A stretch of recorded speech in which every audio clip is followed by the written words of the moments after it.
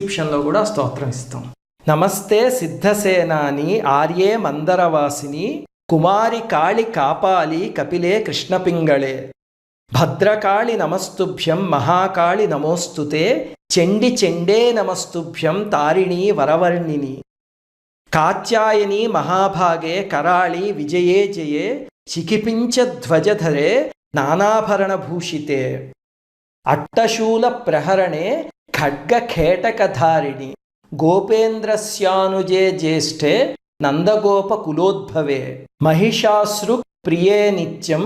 కౌశికీ పీతవాసిని అట్టహాసే కోకముఖే నమస్తేస్తు రణప్రియే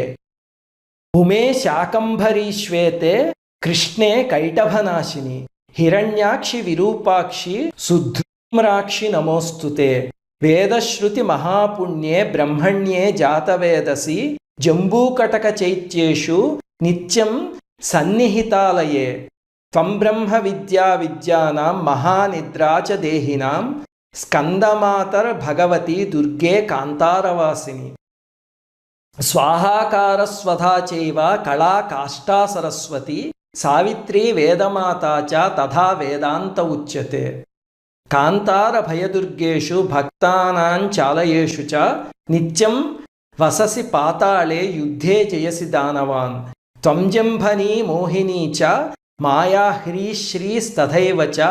సంధ్యా ప్రభావతీ చేవ సావిత్రీ జననీ తథా